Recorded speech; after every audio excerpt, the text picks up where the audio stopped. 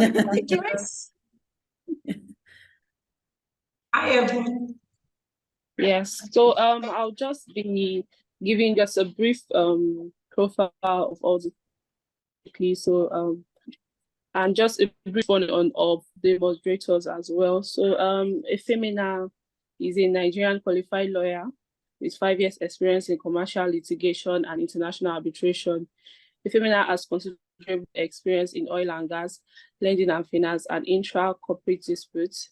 He also has some experience in investor-state disputes. He has acted in ad hoc and institutional arbitrations under major arbitration rules, including the ICSID, ICC, and UNICITRAL rules. He also acted in arbitration-related court proceedings, especially proceedings in the annulment and enforcement of award before Nigerian courts.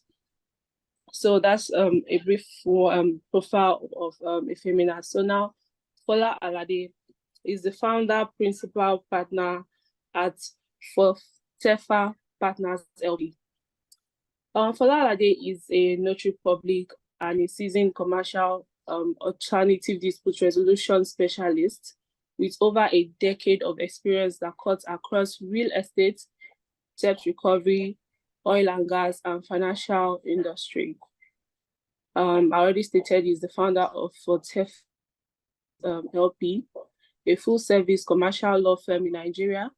The law firm offers a wide range of expert legal services to highly diversified and global client base. So Joyce Inkini Iwisi, I don't know if I got the name correctly. She's the principal Africa head of forensics, tech, and corporate investigation at Control Risks. Joyce is an experienced management consultant with a demonstrated history of working in the consulting and legal industry. She specializes in business management advisory, strategic and crisis risk management, and forensic investigations, manages teams across Africa region, and is responsible for growing the investigations practice across the region. She has experience working with clients in Africa, Europe, Asia. She speaks English, Swahili, and Luganda. So Foluke Akimoladun is the managing solicitor at Trison Law Chambers in Lagos, Nigeria. Foluke Akimoladun is the managing solicitor at Trison Law Chambers. She's a lawyer, a mediator, an arbitrator, and an accountant. Her work experience covers domestic, international, commercial, legal matters. She is a member of the panel of neutrals of a number of arbitral institutions, including the Lagos Multi-Door Courthouse. She was once head of the Secretariat of the Lagos Chambers of Commerce, International Arbitration Center, and participated in the first drafting of the Lagos Chambers of Commerce International Arbitration Center's rules on arbitration and mediation. And lastly, we have Mr. Joseph. He is the team lead at Trend and Blend Partners. Joseph is a legal practitioner with extensive experience in arbitration and commercial litigation. His focus is on providing cutting-edge strategies to resolve disputes in the areas of maritime, oil and gas, commercial contracts, construction, corporate employment, debt recovery, bankruptcy, insolvency, and civil fraud. He has acted as counsel in several international arbitration and arbitral award enforcement proceedings, particularly in the maritime, energy, oil and gas industry. So that's our panelists for today. So briefly, I'll just introduce our moderators. So we have Olisa Agbakoba Legal. She's the partner at Olisa Agbakoba Legal. She is a regulatory and compliance professional and a lawyer. She got called to bar in Nigeria, England, and Wales. She's on the panel of neutrals at the Lagos Multi-Door Courthouse, as well as the Lagos Court of Arbitration. And we also have Cornelius, who is an associate at Olisa Agbakoba Legal. He practices in the litigation and dispute resolution department of the firm. He's a diligent lawyer and is highly organized. He works so hard to give legal solution on any matter within the litigation and dispute resolution ambit of the firm. He's also an arbitrator. So that is our lineup for today. Thank you very much for joining us. Thank you. Okay, so just to give a quick roundup of how today's session is going to go, for the benefit of our audience, we're going to have 15-minute sessions with panelists, and then we're going to have a Q&A session at the end. So we're looking at about an hour to have really interesting, exciting conversation, and then you'll be able to ask your questions. I'm sure there'll be so many questions. So please don't forget to use the Q&A button, and we'll treat your questions in about an hour's time thereabout. So my co-moderator, Cornelius, I'm handing over to you because we're going to be co-moderating this session. So you'll be starting first, right? So I hope we have a very good time today. Thank you very much, Beverly, and welcome to all the panelists and participants to this all-important webinar, Exploring Career Opportunities in Arbitration. To set the ball rolling, we are going to start with one of the brightest. I use the word brightest because the young man is promising, and issues of career, I don't think there is any other person that will come to mind when we are looking at having some law students as part of the participants and other persons who might be interested in taking up a career in arbitration. So I will start up with Efemina to set the ball rolling. Efemina, thank you for coming. I know you are a big boy in the UK and you are doing so well for yourself. We thank God for your progress as far as arbitration is concerned. So just for you to take your discuss, I want to ask you to set the tone on what you think on how ADR mechanism helps improve access to justice in Africa, especially for individuals and MSMEs. So let me just line down the questions or points you can interact on. Also, you can also talk about, are there challenges or barriers to access to ADR services, and how can they be mitigated or overcome? You can also react on, as an arbitrator who started your career in Nigeria here. I remember we were in Unilag and you were such a very, very promising young arbitrator. But I wouldn't use the word young anymore, because practicing in the UK doesn't just give you the room or the liberty to say such person is a young arbitrator. So having started in Nigeria as an arbitrator, and now you are an arbitrator based in the UK and practicing one of the top firms in the UK. We will also like you to shed light on the arbitration processes in the UK and how we can learn from that and make the Nigerian seat of arbitration more attractive. So we expect you to, give an insight into that. And also the younger ones, who are in university or who are intending to take up arbitration as a career, might be wondering, how did you get here? Were there certifications you took?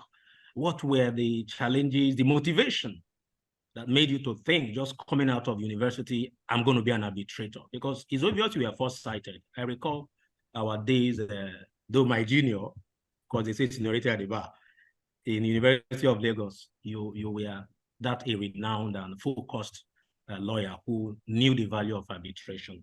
So please, I yield the floor for you to interact on all these issues. Thank you very much.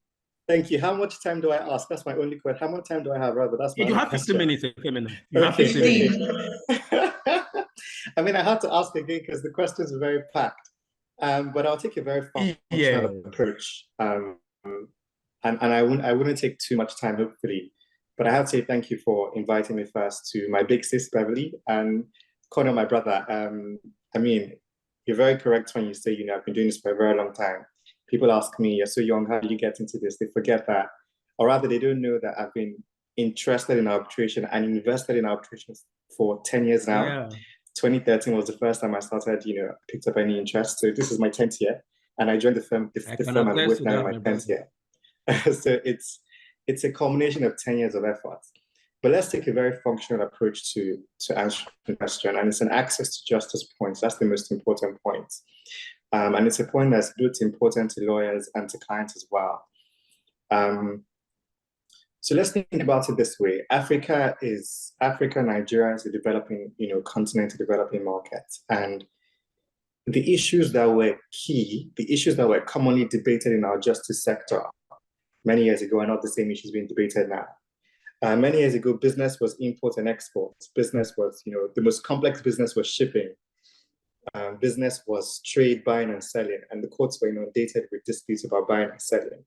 These days, disputes now are, you know, they've taken on a life of their own now. Courts have to deal with things like, you know, LIBOR rates, they have to deal with startups, pitch deck, what does a pitch deck mean, you know, data protection and whatnot. And, you know, while we have private practitioners who are rapidly adept at these issues, the judges are having a bit of time to catch up. And quite frankly, the reason why arbitration trials, the judges don't need to catch up in other jurisdictions. Arbitration takes care of our markets. So from an access to justice perspective, the first thing to say is that arbitration and ADR are very important because the judges can't know everything, you know, and the law admits that. Even though we say judges know the law and they know everything about everything, you know, the law, quite frankly, admits the fact that we're limited in certain areas, which is why we have expert witnesses, you know. But to do what we need for expert witnesses, the one advantage I think the African justice sector, and particularly Nigeria, can take from arbitration and ADR is that you get experts to determine your disputes. And I always give a very good example. If you're dealing with a sports law issue, you want to get a lawyer who knows sports law. If you're dealing with an intellectual property issue, you want a lawyer that knows intellectual property. If you file a case in court, you're playing like it's a gamble because they're going to assign your case to any judge. You know, you don't know the rules of the assignment. Go to somebody who knows intellectual property. Go to somebody who's never heard of intellectual property before. You know, and that could impact on not just the access, but the quality of justice you receive. So arbitration and ADR plays very key role in that regard. And you know, there's 120 people on this space, on this Zoom now, and they're probably saying to me, "Oh yeah, you guys always talk about arbitration every time, but how about the cost?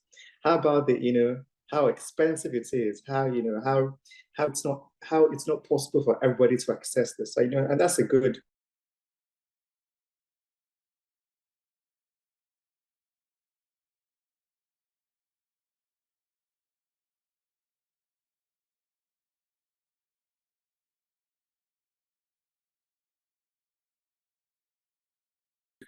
Starting point from the client's perspective, and also from a lawyer's perspective, is cost. How do we convince our clients that their disputes about data privacy and data protection go before an arbitrator and not a judge if they're going to pay so much money? And the first thing to say is that it's a big misconception that arbitration is expensive. And I'm sure you're probably wondering, what does it mean? Big misconception. I've paid 50 million for an arbitrator before. And you're right, you know, the way the market's set up now, arbitrators cost money because they're a rare resource. But the truth is, the more there's competence across the board, and I'm speaking for arbitration now particularly, the more accessible it becomes. So it becomes less of an access to justice concern. And I always give this example just to show, you know, how practical this can be. If you were to appoint Mrs. Funke Adekoya as arbitrator today, she would charge you an arm and leg and probably your toenails to go with it. If you were to appoint me as an arbitrator, I promise you, I will charge you next to nothing. I will be happy to do the arbitration. You know, and I know, for instance, I know Cornel Assat's arbitrator previously. He can confirm that he didn't charge them an arm and a leg. He charged them something you have to pay, but it's not an arm and a leg. And when you consider the cost of what you pay with the benefits that come with it, there's a huge cost-benefit analysis that goes into that to show you that it's not as bad. So, for instance, if you had a dispute of an SME, let's say 2 million, and you found an arbitrator somewhere in the trenches like where I am that says, I'll do this for 250,000 naira, and you get an award in 4 months. You've paid 250,000 naira to get a final award in 4 months. Let's say 6 months, final award in 6 months. So you see, on the matter of cost, if your arbitration is expensive, it's because inadvertently you've chosen to make it expensive. Another practical matter is a dispute of 5 million naira should not have 3 arbitrators, unless you're willing to get people who take 50,000 naira each. The sole arbitrator does it for you, and they can charge what they think is reasonable for their experience and their expertise. Of course, this is not to say you can appoint any Tom, Dick, and Harris arbitrator. This is to say you have to find somebody who balances out, willing to do work for less, and willing to, and has the expertise to get it done. And this is the first point of call. I'm sure that out of the 120 people on call who are interested in arbitration, many people have done certification courses, have done trainings, and are wondering to themselves, how do we get appointed then? How do we let people know that we can do the work just as, just as well, that we can be cheaper alternatives? And I don't mean cheaper to say you're going to be too cheap. I just mean, to make it accessible. How do we show people that we can be alternatives, that we can make arbitration more affordable? How do we get the work? And everything in arbitration starts from the arbitration agreement, from the arbitration clause. You have to preempt the dispute. You have to look around you and say, oh guys, we're going to include arbitration clauses in our disputes, even though they're small. All we'll just do is that we make sure that arbitration clause is drafted to make sure that we can save as much money as possible. So sole arbitrator, if possible, you can say you want an arbitrator who is around 5 to 10 years per score, who will be willing to do XYZ, charge this amount of money for it. And when the disputes arise, you don't have to say to yourself, oh my God, it's so expensive, I'm going to go to court instead. You need to start asking yourself how you can get an arbitrator who will do it for the amount you want to pay, as far as it's reasonable. So you start to contact more people than just Mr. Adekoya or Mr. Fagbonlu or Mrs. Ufort or Mr. Candy Johnson. Start to look for people like Cornell, like Foluke, like Beverly, like Fola, like all people have had some interest, shown some interest in arbitration. You look for them, you ask them what their experience is, you decide where you're willing to take a gamble and how much you're willing to pay. And that way, you create a market, first by putting in the clauses, and then by appointing the right people. And it goes round, it's a community. Once you appoint somebody, the person thinks about you, once we all have arbitration clauses in it, then we can create a situation where we have proper access to justice for small-scale businesses and for individuals. I wouldn't talk about this in the Q&A session if I have time, but the final point I want to go to is, how do you get yourself ready for that career in arbitration, to act as arbitrator, to act as lawyer in arbitration, to get to where I am, if you put it that way? The truth is, there's 2 things that count: interest and experience. If you can show an impressive amount of interest in arbitration, you will get the experience you need to get into the positions you're at. Like I said, I started this journey 10 years ago in the University of Lagos ADR Society. I just went there for the food, like I always say. I went there for the food. I heard somebody called Tolu Aderemi. He's a partner at Petrin and Grace talk about arbitration. I was like, okay, this is fun. I mean, there were more people on the panel, but he talked about it the most eloquently. And I was like, yeah, this must be fun, And I got involved in society, became publicity secretary, became president, and I just got to meet more people who were in the arbitration space and just, got immersed into it.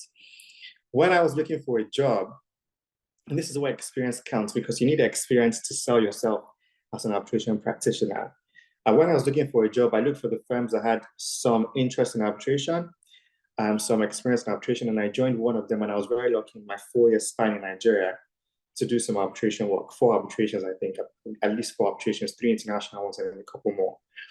And that experience is what pushed me to say, I was interested well enough. I've enjoyed this well enough, and I want to do a master's in arbitration. So I went to do a master's. And all of those things acting together is what got me my current role, because I had to say, I've done this previously. This shows my interest. This shows my experience. You guys should hire me. And they said, you know what, we'll give you a chance to show what you can do for 6 months. I got in for 6 months. And after 6 months, I got hired in a permanent role. And it's the same for most arbitration practitioners. You have the interest, you pursue the experience, and then you get appointments. Then you get cases, you get instructed on cases. And that's the way it works. But in a nutshell, you need to develop the interest. You need to seek out arbitration, go to conferences, go to seminars, read books. Then you need to look for the experience. Look for firms that practice arbitration. And I think the most important point to say is that because we're in a disputes market, not just arbitration, but arbitration and ADR, the experience you need does not have to come from doing just arbitration and ADR. You need to consider your disputes holistically. Your litigation experience is not completely useless in arbitration. In fact, 80% of what you do in litigation is what you do in arbitration. You just have to adjust to the forum you're in. It's like dancing to salsa or dancing to Afrobeats. You're dancing. So you just need to learn to dance to the tune that's being played. So you need to learn to move your litigation dance steps to an arbitration tune. That's all that happens. So your experience in litigation, particularly commercial litigation, when you do commercial cases based on contracts, is extremely helpful for your arbitration experience. So pursue that experience, that commercial dispute experience, and you'll be perfectly fine. I hope with these few words of mine, I've been able to convince and not confuse you and to get you a bit more involved. Cornel, I'm happy to answer more questions during Q&A, but I don't want to take too much time. Thank you very much. Okay, thank you so much, Femina. Just a take home from all he has said in just a sentence. You have to show interest in arbitration. You have to seek arbitration, and your litigation experience may not be a waste. You might need it one way or another. Femina, thank you so much. I guess some persons might have questions, but when we get to question and answer time, we'll direct questions that are directed to you. You're welcome. Might not be a waste. It's not a waste at all. It's extremely important. It's not a waste. Exactly. Thank you so much. Thank you so much. Thank you so much, Femina. Okay, thank you. Beverly? Okay, thanks so much, Colonel. Very, very, very interesting and engaging opening, Femina. You killed it. Thank you so much. And I'm just gonna segue from some things you said about like the dispute market is growing, right? The dispute market is growing, ADR. And I just need to say something just to clarify. Arbitration is a form of ADR to the audience. It's not arbitration and ADR, so it is one of the forms. But we're gonna have that conversation about whether we should still be calling it ADR or whether it should just be DR. There's no alternative anymore. It's just DR. And this brings me to our next speaker, who is Fola Alade, and he's a good friend of mine, and he's gonna shake things up in here a bit. Because one thing I'm gonna say about this guy is, when you get to talk to him, when he starts, explaining and breaking down what he does as a mediator, I'm telling you, mediators will no longer feel second class, because I'm a mediator, proudly so. And one of the aims of this conversation is to open the eyes of the audience to other areas like mediation. So everybody here is very familiar with arbitration, but I bet you there's a small percentage of lawyers in the house, graduates, law students, etc., who don't know much about mediation. So I'm very excited to moderate the session with you, Fola. And you're doing really well as a mediator. And it has to be said, you are one of the few mediators in Nigeria that have broken out of the institutional practice. I practice mediation, but I'm still within the confines of, institutions. But you have made a name for yourself as an independent mediator. So for the benefit of everyone in the audience, that pretty much means the same way you can call up a litigator or an arbitrator, that's the same way you can call up for that. Hey, can you mediate this matter, this issue? So Fola, I think the first question I want to ask you is, what was it about mediation that made you think, because when you started mediation, it wasn't popular at all. So it was a gamble. So what was it that attracted you to mediation? Everybody is going towards arbitration. Everybody is like, I mean, if you're doing great, no offense or anything, but you still get those, I don't know what word to use, the outliers. And I know Fola thinks of himself as an outlier, right? The outliers that go against the grain. Why did you choose mediation? How did you get so good at mediation to the point where I'll tell you guys this. Fola is the youngest mediator to be appointed to mediate on the Supreme Court matter. And this was literally in the last month. He's the youngest mediator to mediate on the Supreme Court matter. So I'm telling you all in the audience, ADR is blowing up. Dispute resolution is getting bigger and bigger. And the most exciting thing about mediation, might I add, is that it has no boundaries. Once you can mediate in one country, you get your certifications, you can go global. And Fola is global. So Fola, you need to tell us, why did you choose mediation? How did you go global? I think Fola is also a United Nations, he's also a United Nations mediator. Like, the accolades go on and on. So tell us, educators, I also want to be educated because I want to be an independent mediator, okay? So the floor is open to you. Share your thoughts, your comments, educators, and you have 15 minutes. Thank you. Wow. Thank you so much, Beverly. I'm actually blushing here. So let me first of all start off on this. Sorry, someone just called you the Jagaban mediation. That's how bad it is. Okay, keep going. Yeah, thank you so much. So I didn't choose mediation. Mediation chose me. So I think that should be the first starting point. I did not choose mediation. So I always start off on this premise of being in litigation for the first 10 years of my active practice. And I remember my case being adjourned to mediation, and on getting there, I went into the mediation session, daggers drawn, my books, my law books and everything. And I met this fantastic mediator, Mr. Sareme Ezekiel. And you know how it was like getting there and telling them that I don't know who adjourned my case to meditation. As at that time, I never even knew a word like mediation existed. I heard of meditation, but never mediation. And for a case that had been in court for 4 years, Mr. Sareme Ezekiel was able to resolve this matter in less than 6 hours. And that for me was the starting point. I can tell you that on that fateful day, I think I literally felt some scales fall off my eyes.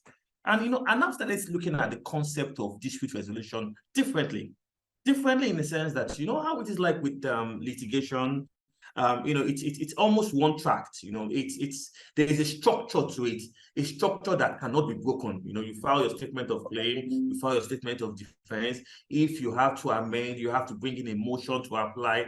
And I noticed that the people that the disputants, they did not own the dispute. And for me, that was where it started off from. And I went online, I went to check. I went to check online to see whether there was anything about mediation. Nobody was talking about mediation at that particular point in time. And the business sense in me came up. I was like, okay, look, Fola, if everybody's talking about litigation and arbitration, and I must confess, at that time, I thought the A in ADR was arbitration and dispute resolution. For the longest, I never knew the A meant alternative dispute resolution. So I'll tell you one thing for free. My choice of mediation, first of all, was from a business point of view. Business point of view in the sense that it was a path that was least traveled. It was a path, and I think at that point in time, I just finished reading a book, 0 to 1 by Peter Thiel, that spoke about domination and not competition. And that kicked against monopoly, that rather than coming into a business, coming into an establishment with the mindset of competing, why don't you come into an establishment with the mindset of collaborating or dominating? So I came in there and I said, okay, fine, this is mediation. I can actually come in there, being young, and set up my own pathway. That's number one. Then number two, I also noticed that there was a big gap because people were just focused on litigation and arbitration, you know. Nobody was saying anything about mediation.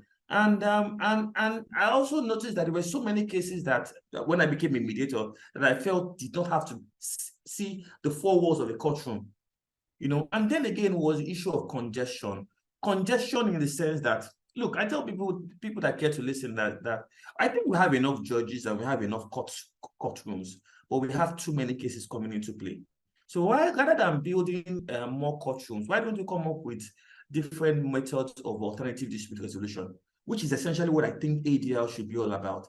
If we have traffic congestion, would you build more roads? No, you come up with more means of transportation, maybe railways, maybe water and all of that. And that is what ADR is trying to do, to the effect that you start off with negotiation. If negotiation doesn't work out right, you move into mediation. If mediation doesn't work out right, you move into arbitration.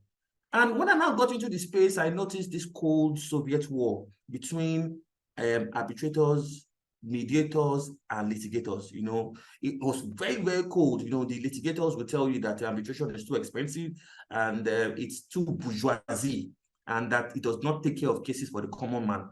You know, then the arbitrators will tell you that why take a case to through litigation?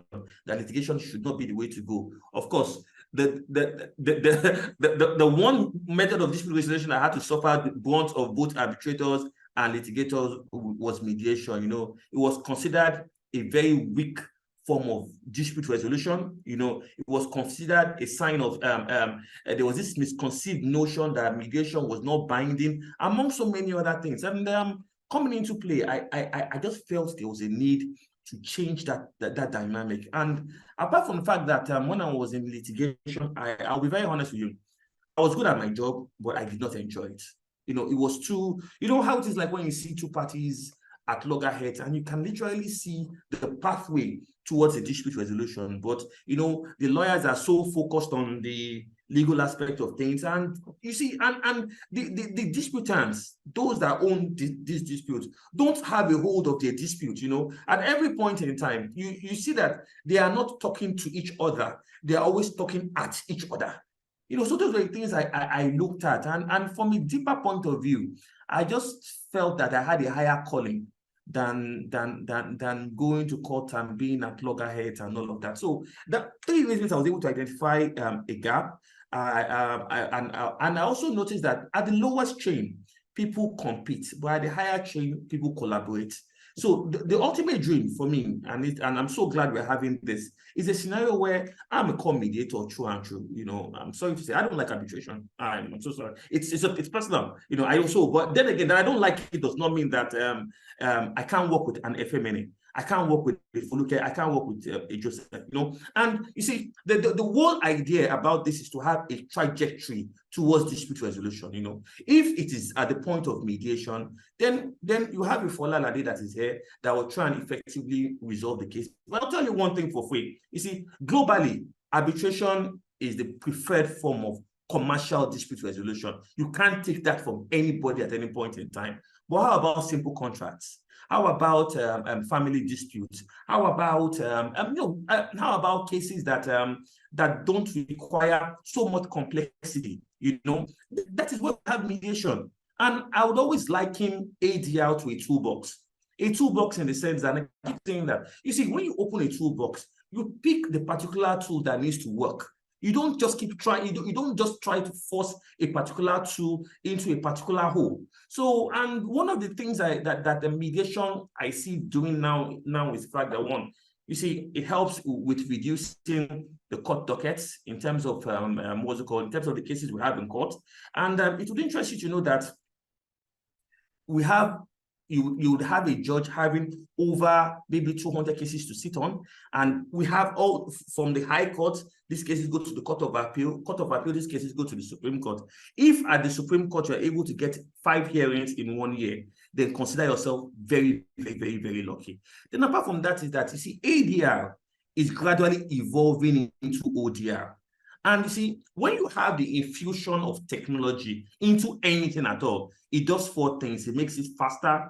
It makes it's more effective. You have speed. Also, so I tell people that mediation solution. And if you look at the biggest selling point for mediation is the time within which dispute. If you look at the number of days you have within which you file of claim dispute, Beverly,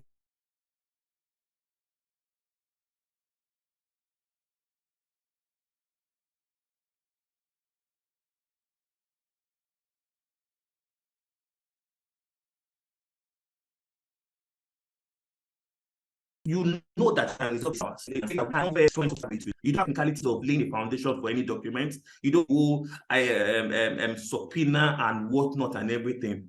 Once you have the parties there, you can resolve. And see, that also brings us back to the mindset of dispute. And I'll tell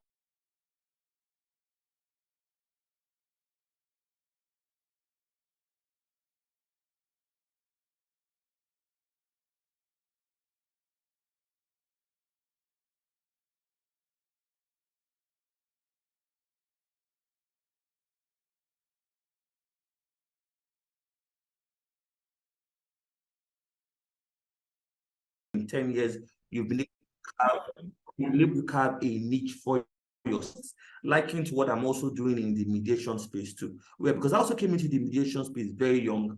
And you see, there's this misconceived notion that mediation is only meant for a particular set of people, the age gap that you have to be very, very. And I say, no, you're going to come into mediation because you see, the request is changing, Beverly. Clients are now telling you now that, look, I want to have this case resolved. I'm having a problem with XYZ. And I've looked at the cost-benefit analysis of the money that is in question here. If I factor inflation, blah, blah, blah, this 100 million being owed, if I don't get this money within 5 or 6 months, I've factored inflation into this money to the effect that that 100 million may come down to maybe 90 million naira. So I need the value of that 100 million within a month. Are you going to recommend arbitration or litigation? Or they come back and they tell you and they say, okay, fine, this person is owing me money.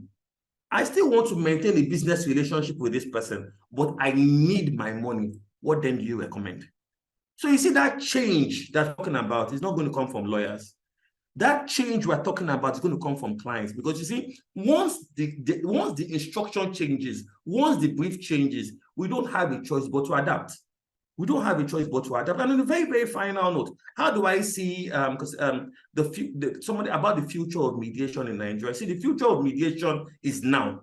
The future is now, because you see, we are beginning to see collaborations. We're beginning to see cross-border mediation. Now, with the infusion of the Arbitration and Mediation Act that has now categorically told everybody that, look, mediation is binding. So I envisage a time in the not too distant future where countries are now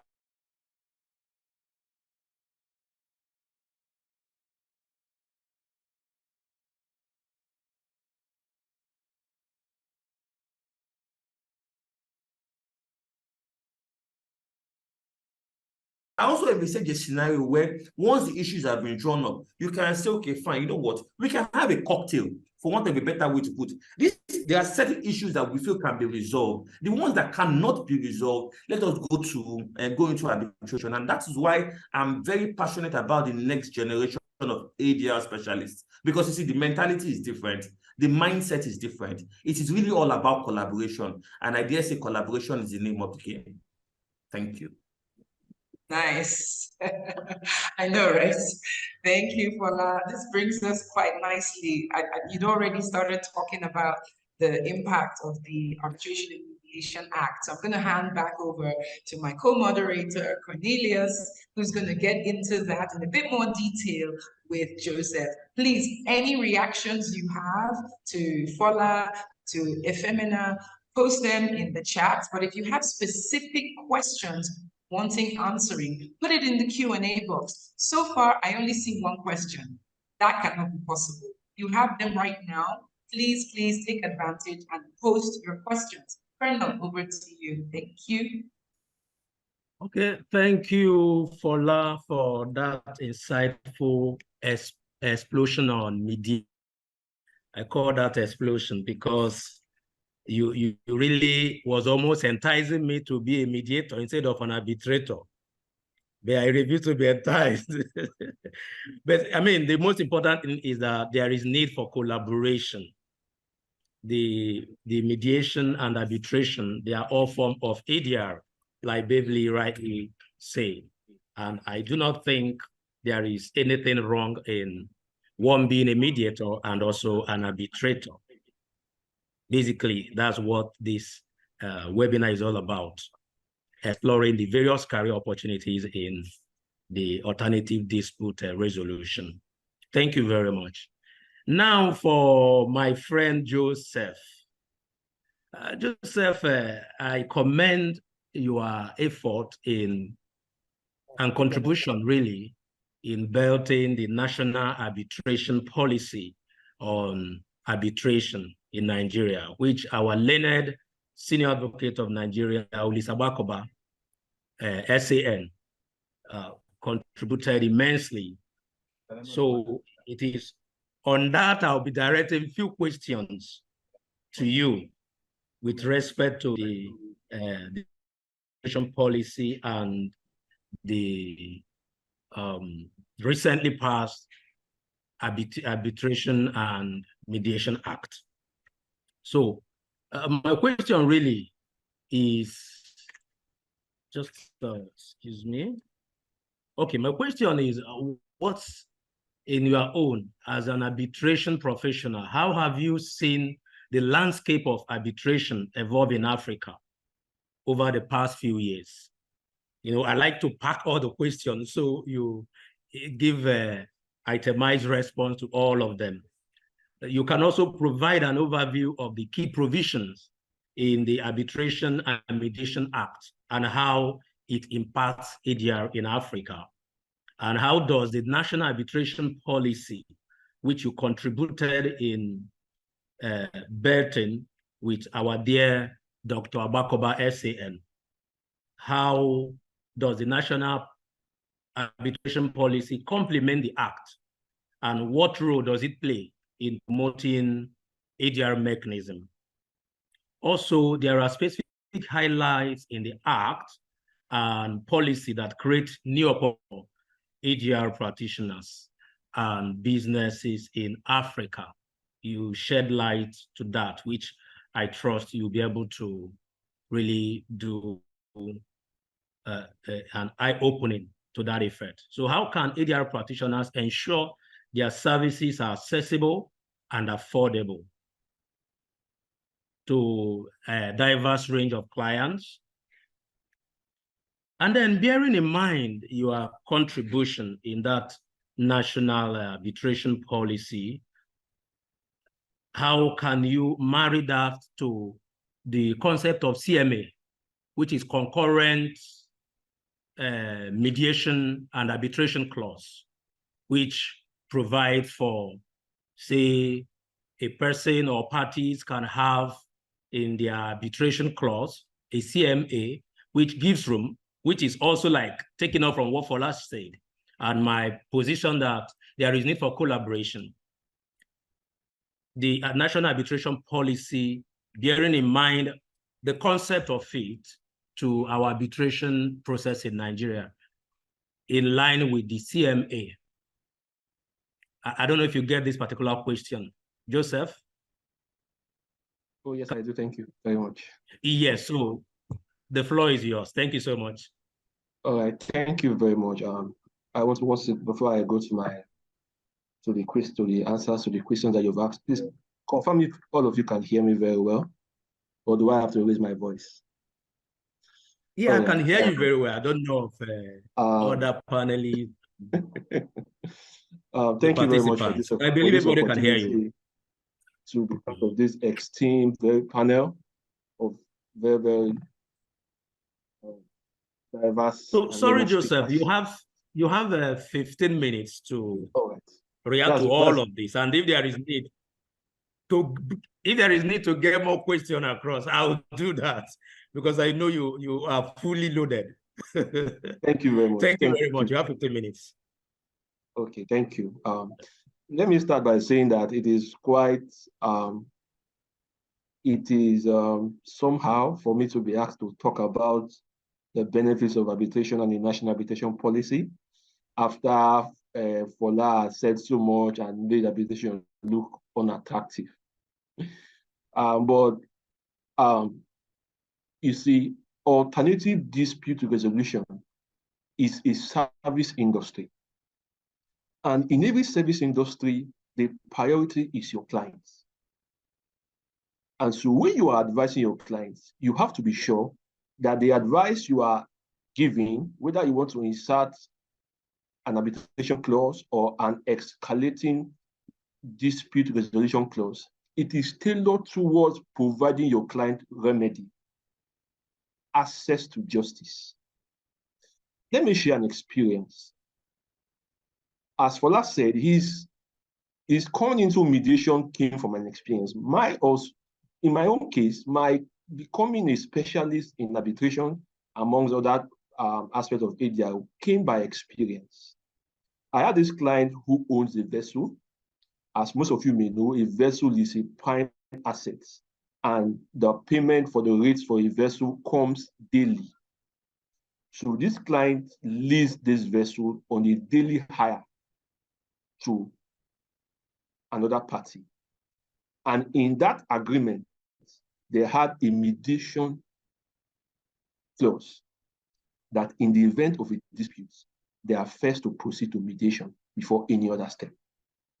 So this party went away with the vessel, was trading with it any money, and he refused to pay my client any money, daily hire, running into months.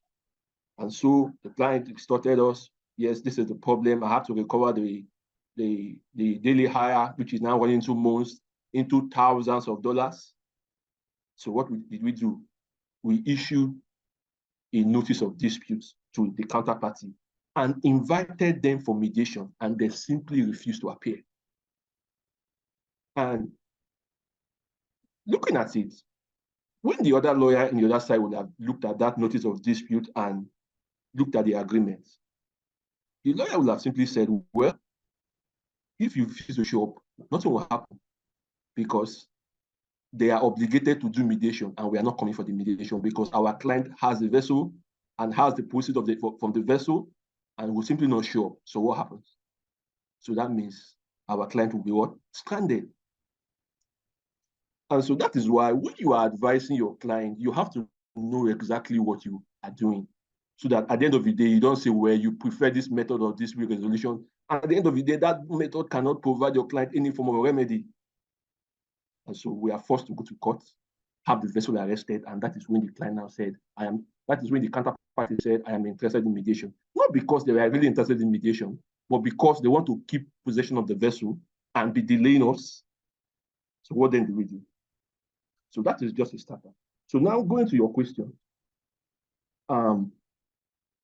When we talk about the Arbitration and Mediation Act, for the first time, it came with some very innovative provisions that has put Nigeria as a prime dispute resolution hub in the entire African continent, as well as globally.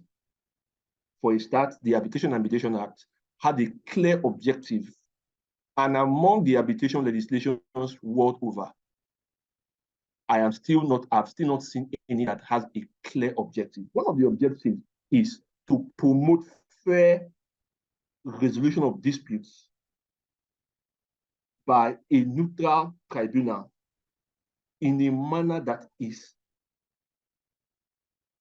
fair and without expense. So you can see that any judge that you go to, or maybe you go to have your arbitral award enforced, and you refer that judge to the objectives of the Arbitration and Mediation Act. The judge already has in mind that, look, this process has gone through a fair and a transparent dispute resolution process, and an award has come out. So it has to be binding and enforceable as well as final. Now, the Arbitration and Mediation Act in Section 5 has also clarified something that was a bit of a challenge. And what is that? Giving the courts in the previous legislation, in the Arbitration and Conciliation Act, the discretion as to whether or not to enforce an arbitration agreement. But now in the current Section 5 of the AMA, it is now clear that an arbitration agreement is binding, and that even the former Chief Justice of Nigeria issued a practice direction instructing the heads of courts that if any party is to come to court over a matter that has an arbitration clause, that party should be penalized and costs should be awarded against that party. That is how serious we are in the country. Now, may I also point out the Act as another innovation that the Act is in the area, because there's been this dispute as to what form an arbitration agreement is supposed to take. But the Act is clear.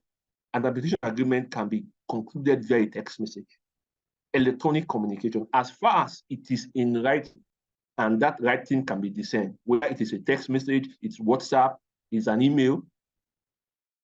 Our innovations that has placed our negotiation, and there are others, but time is not much of an aside. So let me just talk about the last one that I have noted here, and that is on Section 55 of the Arbitration and Mediation Act, talking about setting aside of an arbitral award. Now, before this time, there's been so much disputes about an arbitral award being a starting point for litigation. That is not true. An arbitral award is final, and there are only specified grounds, so that under the AMA now, the grounds on which an arbitral award can be set aside are on the grounds stated in the New York Convention. And in fact, the AMA Section 55 went ahead to say, if you go to a court to have an arbitration award set aside, the court has a discretion, and they are mandated to check that award. And if they find anything that is wrong in the award, they are to remit it back to the arbitrator to decide that issue. That is because they want the arbitration process to be final and conclusive. You will not get that anywhere else. Okay. Now, National Arbitration Policy. And I want to commend my boss, Dr. Olisa Agbakoba SCN, very visionary. He has an understanding of where the nation should be. Now, before this time, the impression that the West and other parts of the developed world used to give us is that, well, there are no qualified arbitrators. There are no arbitral institutions that can handle high-value commercial disputes.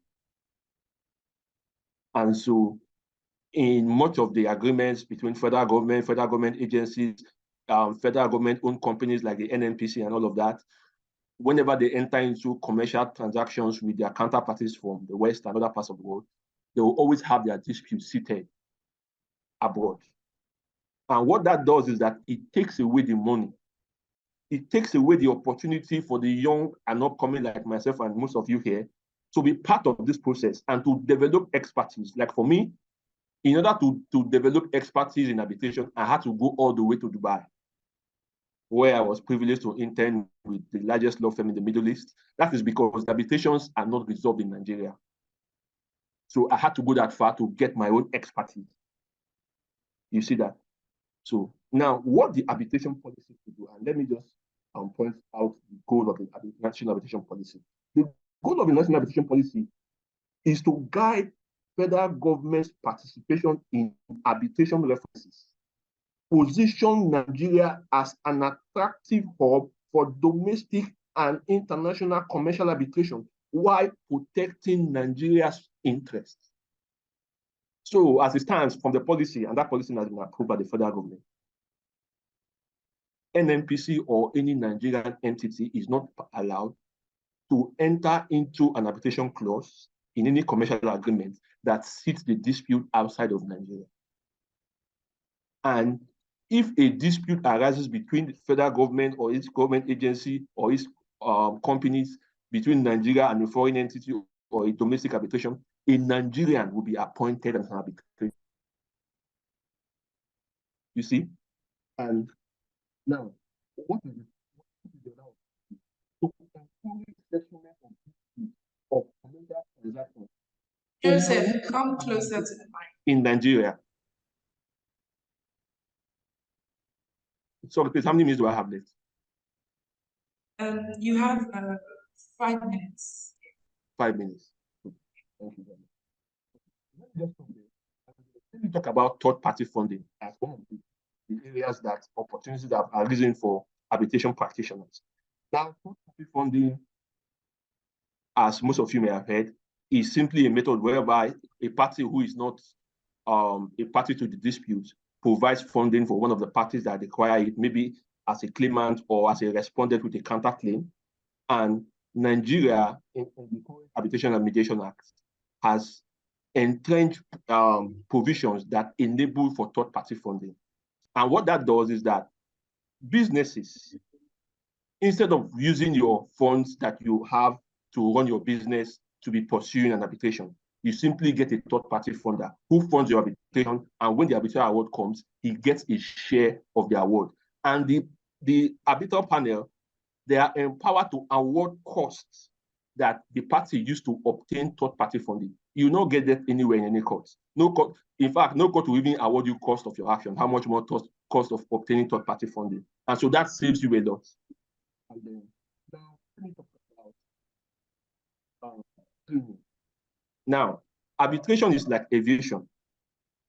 As a pilot, your rating is determined by your number of flying hours, not basically your kind of certificates you have. It is your flying hours that determine how good you are as a pilot. And so without training and exposure and participating in arbitrations, you cannot really say you are an expert, even though you have certifications. That means, as a starter, your certifications help you, but going on, sustaining your practice, it will take your being involved and not just certification. So I don't know. You have to stop there, and then I'll take your questions. Thank you very much.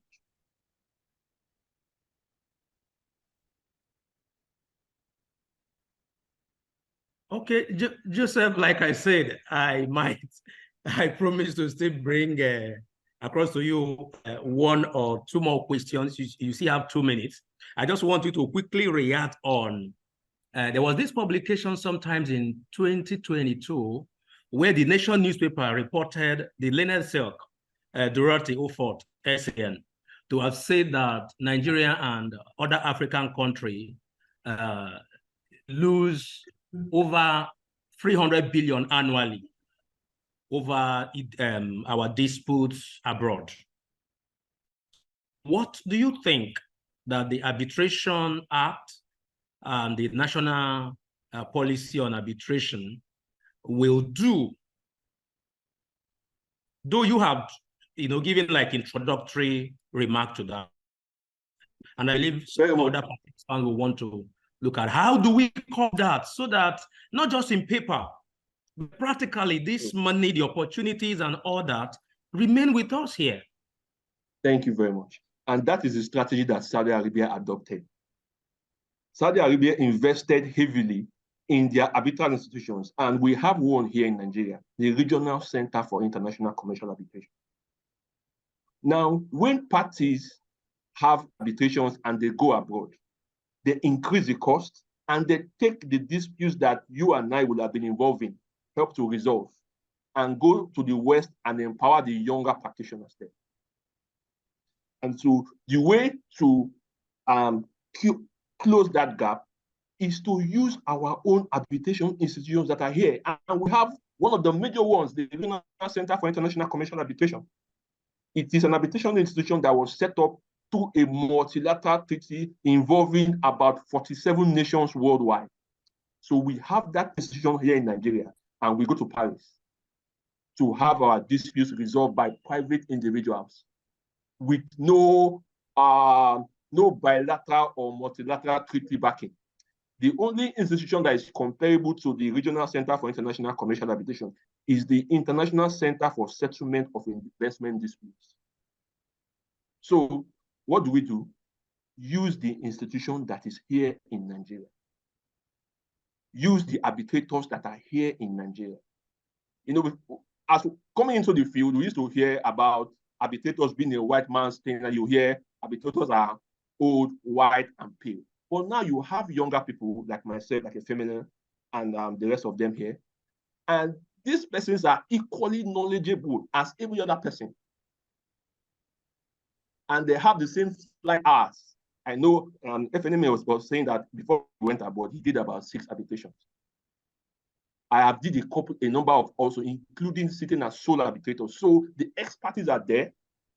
And what we have to do is to use our own, and that is what the National Arbitration Policy now seeks to do. So it makes it mandatory for Nigeria to use a Nigerian arbitrator and for Nigeria to brief a Nigerian law firm. Very important. So that way, the money stays within us, the same way Saudi Arabia have just done. So I hope I've been able to answer that, but I can take more questions. Thank you. Thank you so much, Joseph. That will also mean, considering the CMA, the Concurrent Mediation and Arbitration procedure, that the Arbitration and Mediation Act and the National Arbitration Policy has, in my own view, directly or indirectly taken care of that. But if you would throw more light on that, I believe the participant will appreciate. Okay, very good. Thank you. You know, I said something in sharing my experience about what happened when the vessel of a client of mine was arrested. What the client would have done if they had come to me for advice is, let's do an escalating dispute resolution clause, whereby we have a mediation. And in the event that mediation is not able to provide a solution, then we go to arbitration. And that is because, as I said, if the other party refuses to show up in the mediation, that is a hurdle for you. So you are not able to come out. So the way that we recommend it, especially in the construction and the maritime industry, is to have an escalating dispute resolution clause, whereby we can explore negotiation. And then in the event that you look at it, you know that, look, if you go to negotiation and to mediation and then to arbitration, it will cost you or it will waste your time. You can simply go to the arbitrator to say, look, I have looked at this party and I've looked at all the circumstances. I think it is proper I come to you so I can have a binding decision so that nobody will waste my time.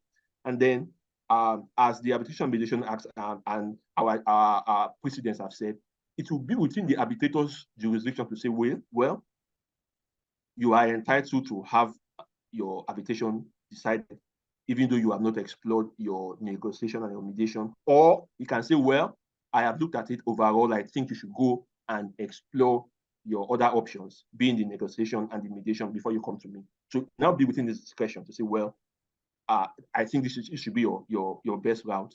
Or you can come to me now because I see that there is no chance that you exploring those other avenues will not be a waste of your time. Thank you very much. Thank you very much, Joseph. We appreciate this insightful elucidation which you've done. Thank you very much. I hand over to Beverly to introduce the next. Thank you very much, Colonel. And thank you, Joseph. So detailed. And again, I love how you listen to the arbitrators with their passion, you get really excited. You listen to the mediator for that, you get really excited. So it tells you that the opportunities are there truly, whichever direction you go into. We haven't even begun to talk about expert witness, which is Joyce, who will also be coming up in a minute. But before we get to Joyce, I'm so delighted to introduce Foluke Akimoladu. You know, I'm not like trying to start a gender war or anything, but truly, they say, when they say what a man can do, a woman can do better. He is a hybrid.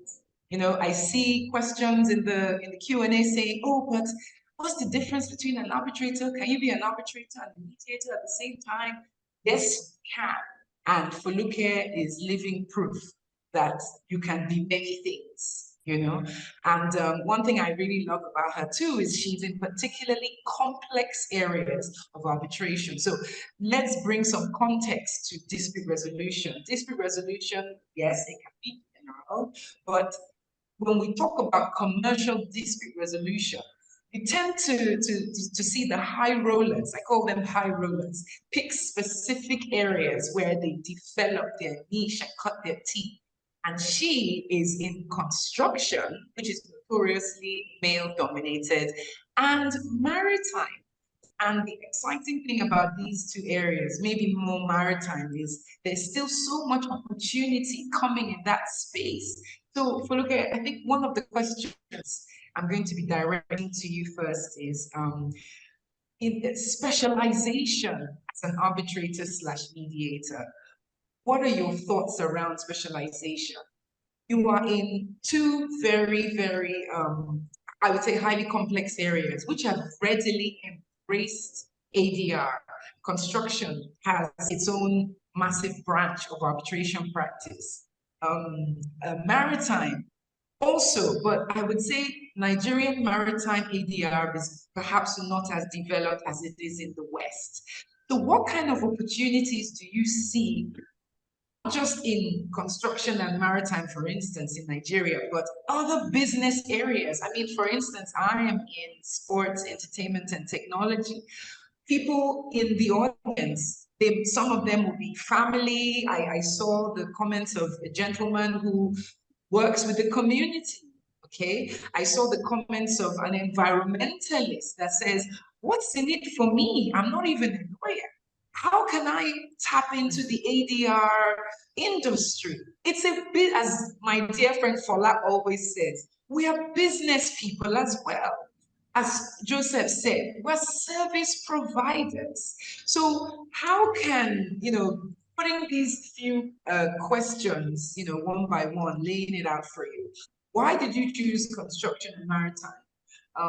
How can other industries emulate those areas to develop their ADR? How can professionals who really want to specialize in unique areas like that, how can they go about it? And what kind of qualifications do you have? Oh, and another thing I need to say about Fuluke, she's super special. Not only is she a qualified lawyer, she's also a fully qualified accountant.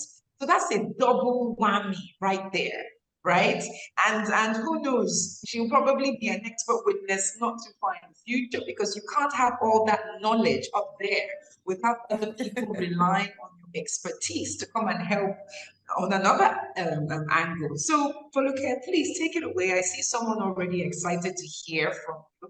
So please tell us, you are the hybrid. You bring together mediation and arbitration. How do you do it? How do you do it without, say, oh, will I make more money as an arbitrator or as a so I want you to just take it away and share with us all your exciting nuggets of wisdom regarding how you do it in your practice. I think I would borrow a word from Fola when he said, I'm blushing, too bad the melanin is covering it.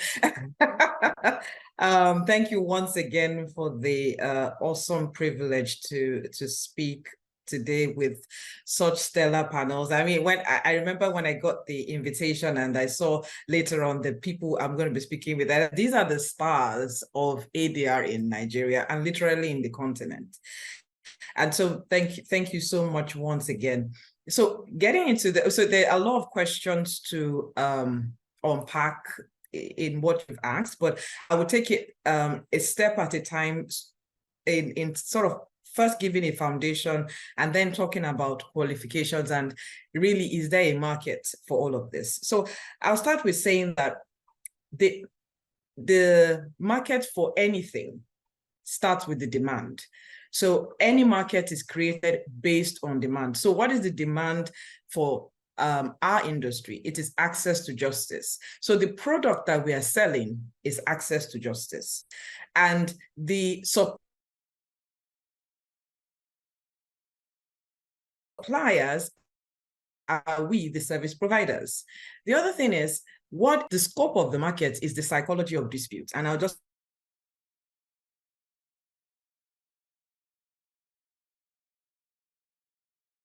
hopefully she'll come back soon.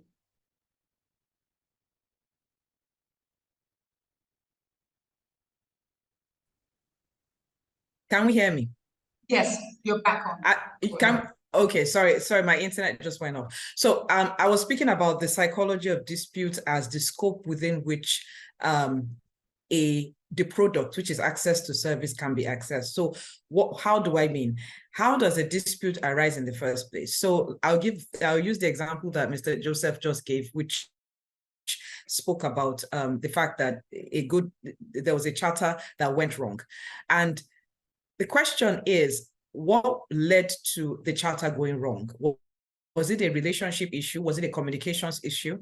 And so you see a dispute move from a misunderstanding to lack of communication, and from lack of communication to a full-blown dispute.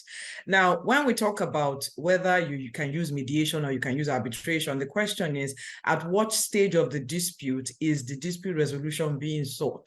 If it is being sought at the point where it is just lack of communication, then the only product you are looking for is to resolve the dispute, and that is, you can do that via mediation. But like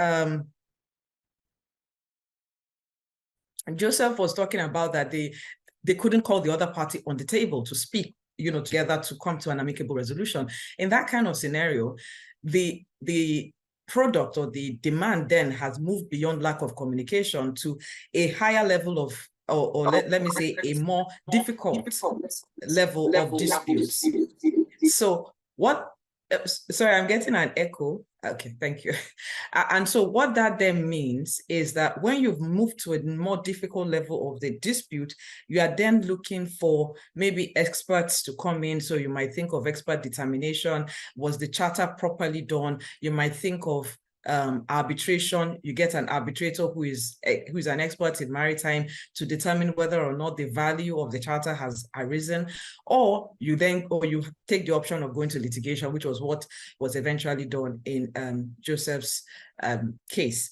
So in terms of understanding why or whether we should be in both spaces, boils down to what is the dispute and which areas do you specialize in. So I, like you've kindly mentioned, I specialize in maritime and construction because of interests. So initially, my very first foray into arbitration was when the then Dr. Pupola, I think he's now a prof, taught us maritime law at Obafemi Awolowo University.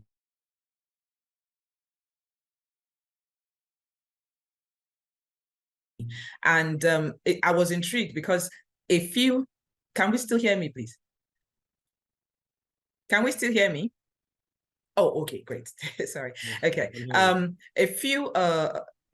Thank you. During all those, funny ASU strikes, I worked, I attached myself to some law firms, and I was so disillusioned by litigation. I couldn't imagine that people go through that level of emotional distress just to resolve their disputes. So by the time we were doing maritime law and he spoke about arbitration, I was intrigued. I didn't hear about mediation until I started practicing in Lagos in 2014, after I had relocated back to the country. And so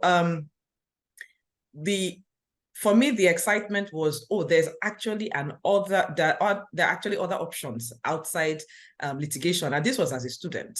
So when I went for my master's at the American University in Cairo, I specialized in arbitration under international and comparative law.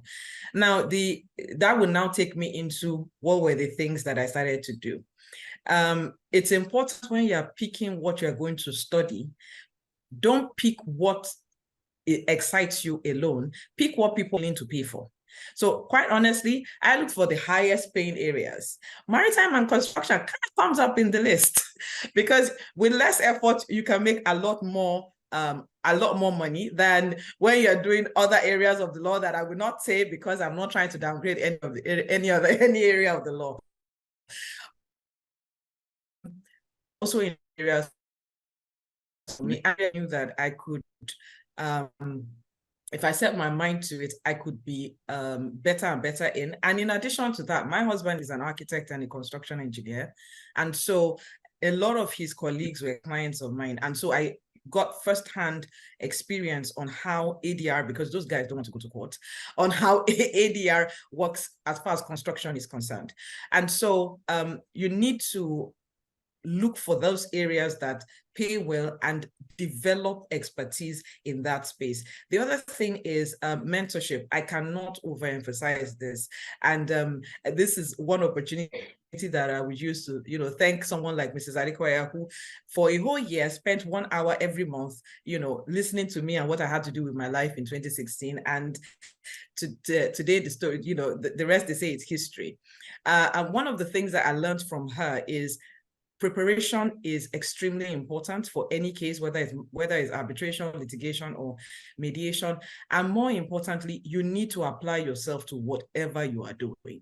Apply yourself to whatever you're doing. Don't do it half-heartedly. There's no point wasting time on something that you can develop on without having to waste the time of the people that you're also working for.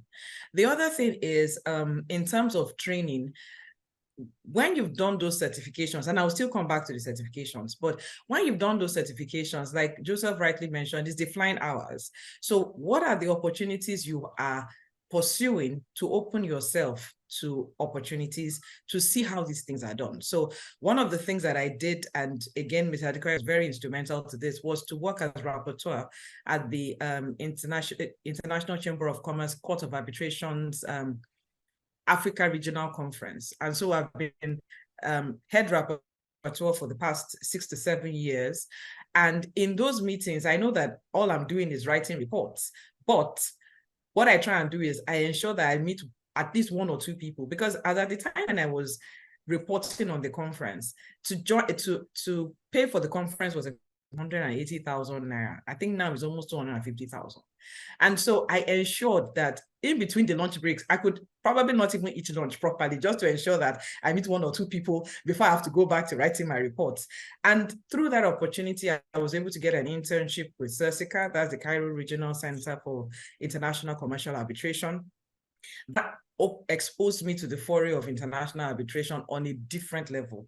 And this was even Africa, not even, international. And myself and Beverly were privileged to have been in the African Arbitration Academy cohort of this year, which was 3 weeks intensive training, going to 15 different law firms in London, UK, along with the School of Oriental and African Studies, also in London.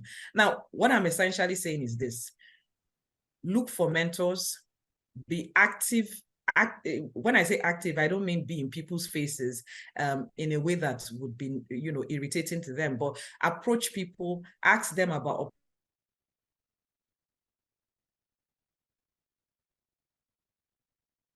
opportunities. I might not have immediate opportunities, but I might know a colleague of mine that has opportunities. I also remember, sorry? No, okay. Okay. So I was basically saying, connect yourself with people who could be mentors. And sometimes they could be mentors from afar. Follow them on LinkedIn, look at their activities, look at the events they are doing. And for the younger practitioners, so I'll speak to lawyers first before I speak to non-lawyers. For lawyers, work in law firms that do arbitration, because I can tell you for a fact, arbitrator advocates, the lawyers in arbitration are the ones that make the most money in arbitration. So regardless of the space that you are in, it's the lawyers that make the most money. So it's not, so don't just aspire to be an arbitrator if you're a lawyer. Enjoy being an arbitrator advocate, because it does 2 things. 1, you earn more money. 2, you also gain the expertise such that when you are in an arbitration as an arbitrator, you are in a better position to isolate the issues and properly determine the issues before you. The other thing is also reach out to arbitrators to become arbitral registrar. And that's essentially the secretary of the tribunal. Maximize the opportunities there. So if you have an uncle, an auntie who is an arbitrator, or they have friends who are arbitrators, or they are head of legal in an organization, and I'm talking to younger practitioners now and even older practitioners, reach out to them.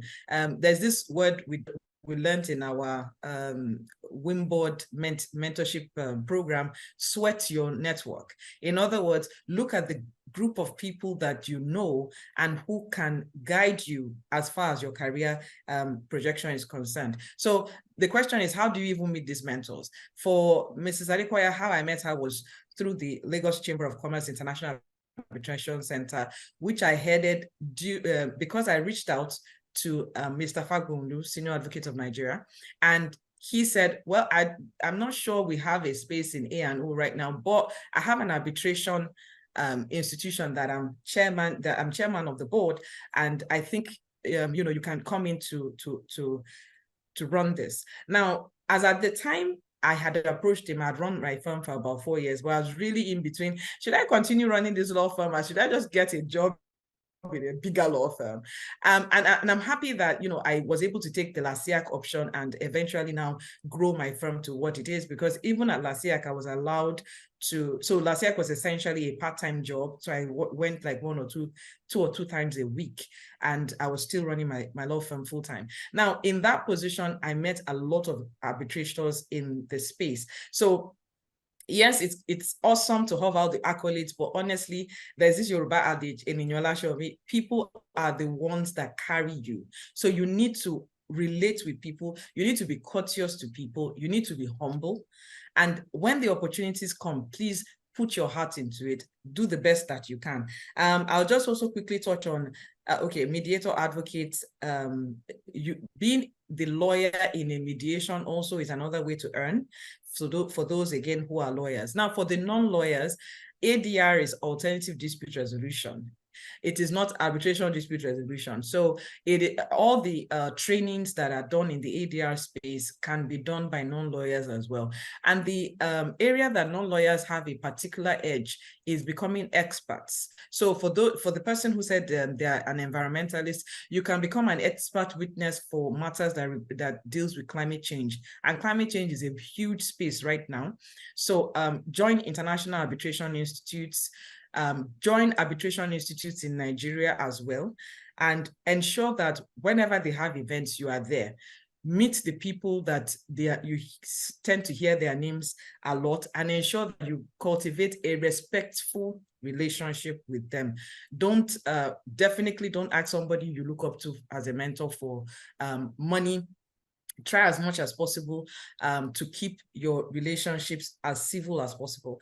Then the other thing I just wanted to quickly touch on, Beverly, how many minutes do I have left? Or am I done with my 15 Overrun, minutes? so be very quick. Okay. Okay, so I'll be very quick on this one. The Arbitration and Mediation Act in Section 70 allows for mediations to happen even when litigation and arbitration is going on. So it's important for us to know that is available. So when you even have your matter in court, you can still afford to go back and mediate. Then sections 79 and 80 of the Act talks about the fact that a mediator should not continue as an arbitrator. So in cases like MedAb, MedAb is where you start a matter via mediation, and the matters that you don't settle at mediation, you take to arbitration. In Nigeria now, there is a subtle recognition for that under the Arbitration and Mediation Act, when they say a mediator that starts a matter should not finish it. So an arbitrator can finish it. That way, you are able to contain the dispute resolution value chain such that you maximize the benefit to your client and minimize the time and cost exposure that litigation may bring. And on a final note, litigation is not horrid. It's just that you need to know where to apply it. Thank you very much for the opportunity. Awesome session. Wow, like all the panelists are just back to back fantastic. I had so many speaking points I put down, so please feel free to read up on Fuluke's the really catchy points that made. I see lots and lots of questions, so we're going to hold off for a minute whilst we speak with Joyce. Certainly not the least.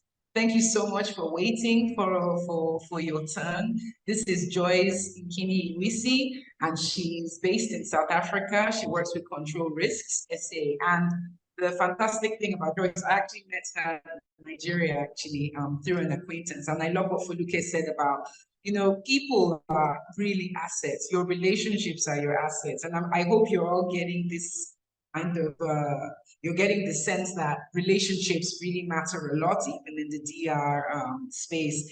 And, meeting Joyce was actually an eye-opener to the world of expert determination and expert witness.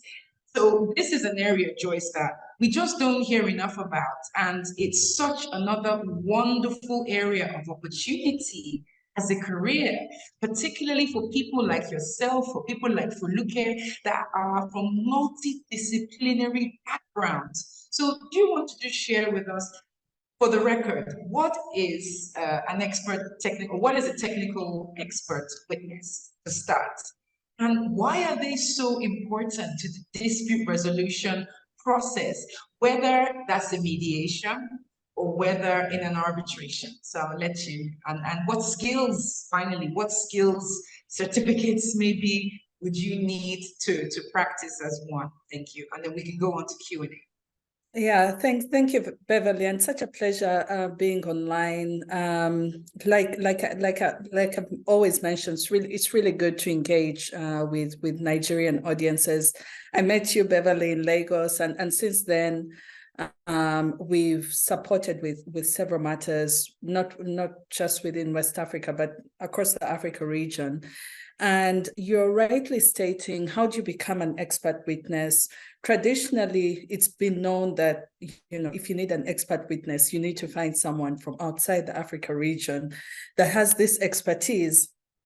And to be fair, when I joined Control Risks, which is the company I'm with now, it's a London-based firm, and we have operations across 48 countries in the world. And we get very involved in dispute resolution processes. And you find that we get called upon to support with expert witness services. But like you've rightly mentioned, most of the people I'm sure on this call are lawyers.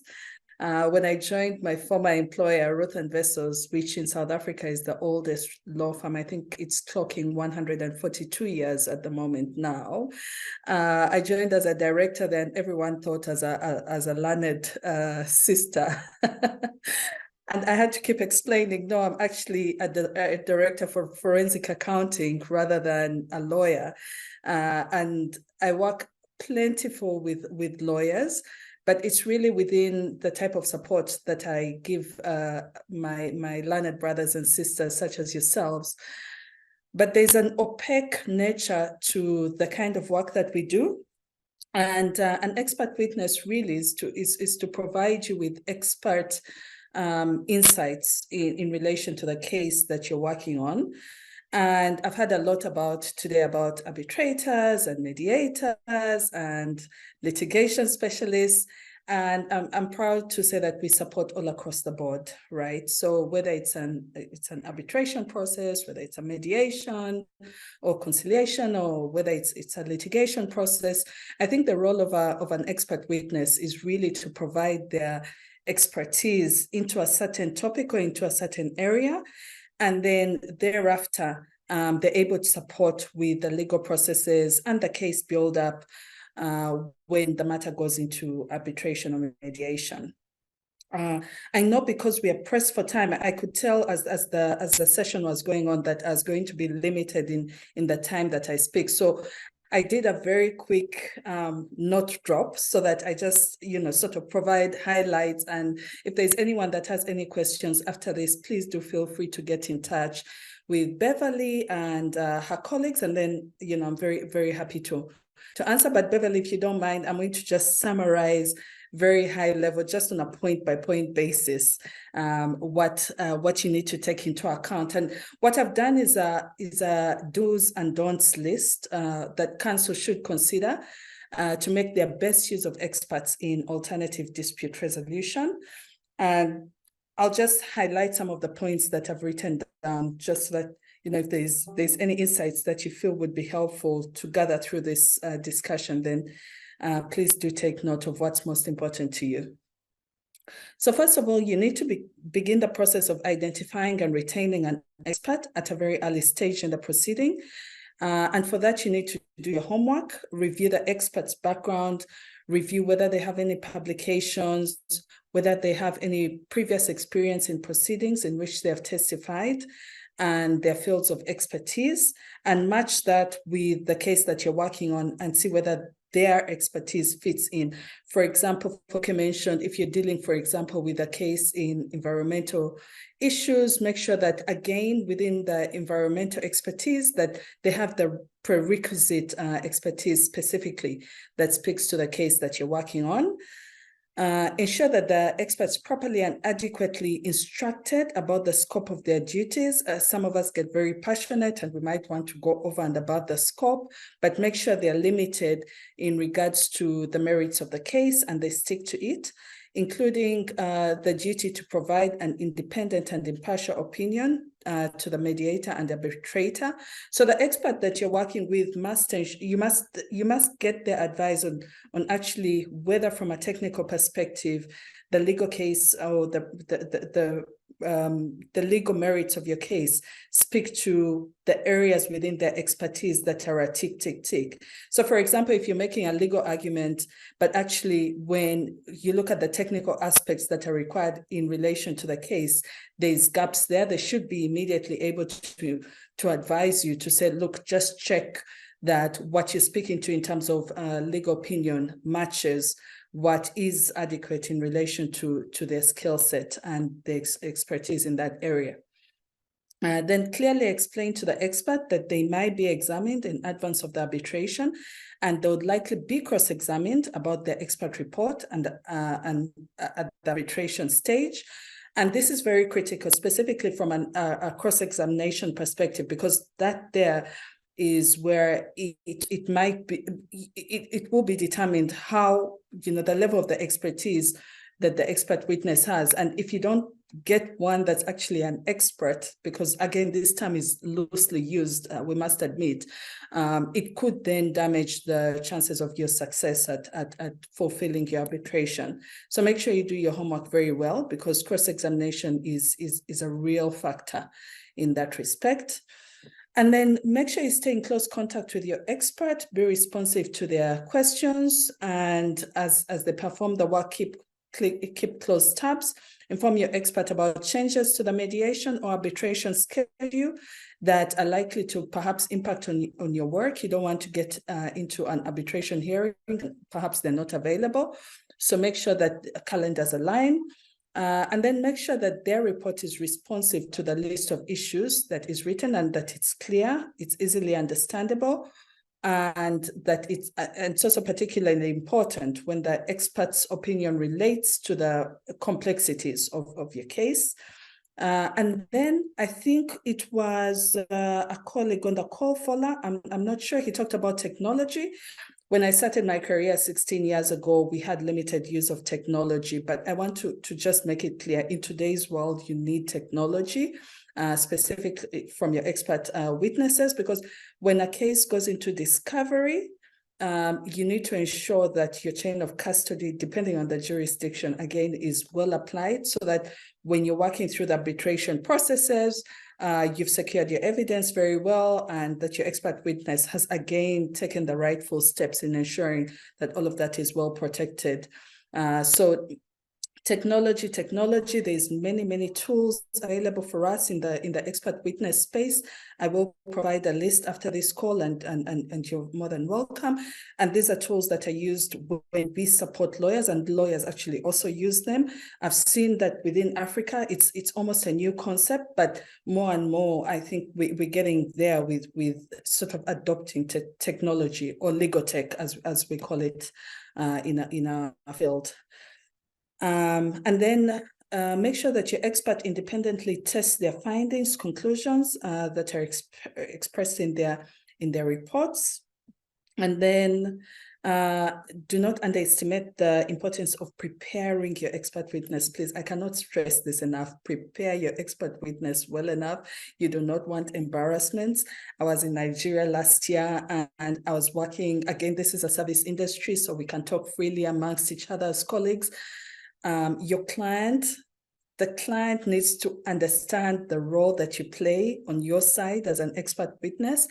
But if you're a lawyer, please prepare your expert witness, because they had another individual, and the individual had never participated as an expert witness. So that gap there during cross-examination was quite clear. So please, counsel, take note in preparing your expert witness, preparing the exhibits, preparing what they need to provide at the time that they provide their expert witness testimony, and make sure that you're comfortable with them before they go into the session. If you must conduct mock examinations for your expert, test and challenge their every assumption and conclusion, and make sure that they're well prepared before the session. And then if the expert will be a testifying expert, then consider that some of the above steps should be undertaken by a separate consulting expert if you need to. So if you're a lawyer and perhaps haven't used an expert witness before and you're not entirely sure about how well to prepare them, hire someone, call a colleague that's used an expert witness before. Or if you know of another expert witness that perhaps this isn't their area of expertise, let's say if it's an environmental case, but this person has provided expert witness testimony in a case of a different specialty. If you want to call them in, the steps, I think in terms of presentation are well known. What differs is the content, but please make sure that someone has prepared them well enough to know what to expect from the session, so that, again, you are putting someone in within the ADR process that's able to support you adequately. So, a short list of do's and don'ts. Where do you get this expertise? Is something someone always asks me, where do you get this expertise? Like FOLA, it shows me at the time, this 16 years ago, we didn't have courses, we didn't have schools that were teaching how to be expert witnesses. I learned during my time in the UK, I worked in East Africa, came down to South Africa, and it was just really by experience. And then over time, there've been courses that have been developed to train on that. So I will also provide I'll provide a list of institutions that provide these kinds of trainings. In South Africa, they're plentiful, and that's the reason why I've been based in South Africa for the last 11 years, in that we get a lot of requests for support out of South Africa, because there's a known gap in the market in relation to expert testimony. So you don't have to be, again, to our colleagues' point, you don't have to be an accountant or an environment. It's a field where it's really not limited to one set of expertise. You can be whoever you are in your trade, but then you'll be identified on a case-by-case basis as to whether you are befitting of being an expert witness. But what's critical is you getting trained in relation to how you present or how you support ADR processes in that respect. So I've tried to be brief, Beverly, and rush through what I wanted to talk about today, but always a pleasure to answer any questions that might be of interest. It was very insightful.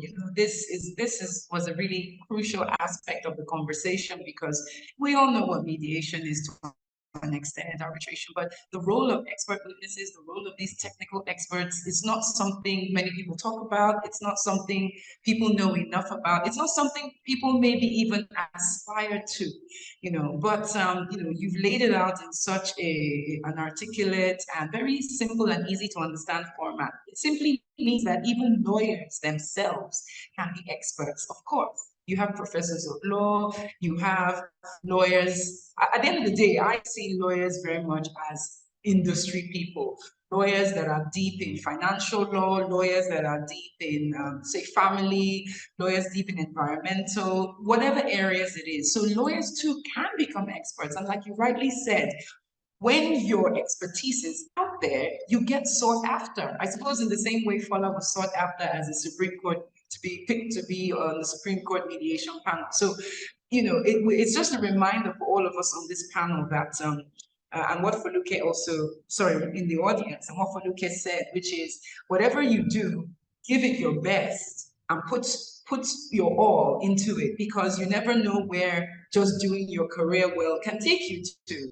And expert witness is certainly one of those areas. And that was particularly very enlightening. Thank you, Joyce. So now what I want to do is I want to run very quickly through the Q&A. We have 13 questions to get through. So I want to use that to kind of wrap this up because it's coming up to 2 hours. I mean, I'm so impressed, and we still are 142 strong on this webinar. I'm just so excited and happy that people are really holding out for information. So I guess Colonel and I will take the questions turn by turn. So I'll go with the first one, and that one is pretty obvious. I think I'm gonna, okay, this is from Mololua, and she says, thank you so much for this session, wonderful. I'm coming to understand we have mediation as a loan practice. Yes, Fola is living proof that it can be an independent practice. She initially thought arbitrators mediate. So she's asking, Fola, this is for you. What's the difference between a mediator and an arbitrator? In 30 seconds, please. So what I'll do is that, I'll tell you who a mediator is. Efemena will tell you who an arbitrator is. So I think it's going to carry more weight that way. So Great. Yeah. So a mediator is a third-party neutral that facilitates an amicable resolution between two parties. Now, by definition of a third-party neutral, we are talking about someone that has been trained in the art of mediation to the effect that if there's a misunderstanding between two people and a third party tries to resolve the dispute and is not a mediator, what he has done at the most is that he has settled the dispute. So what makes a mediator special, or what makes him unique, is the fact that he has been accredited and taught the art of mediation. So that's who a mediator is. So if I'm an arbitrator, please. So an arbitrator is, thankfully, it's in theory, a less technical position. An arbitrator is simply somebody who listens to both parties and gives a binding decision on the dispute, much like a judge. You don't have to be, theoretically, you don't have to be qualified, you don't have to be accredited, you don't have to be a lawyer, you don't have to have a title of arbitrator, you don't have to do certification courses. All you have to do is be able to listen to the parties, look at the facts, look at the law, and decide them. It's like having two lawyers, one for the claimant, one for the defendant, and one for the truth, one for justice, who looks at what the two lawyers say and decides who's correct. That's literally what an arbitrator is. Okay, still to you, Efemena, there's this question. Ayonfe Oluwa is asking, what was your biggest challenge moving up the expertise ladder as a young arbitrator, and how did you overcome it? I would say, I think I would say the biggest challenge is really getting the experience, because as much as your litigation experience helps you quite a lot, people will give you, the biggest chances will come to you when you have some arbitration experience. So it could be very difficult trying to get that experience. But I was very lucky because, like I said, I was in a firm that did arbitration. So obviously I got the chance.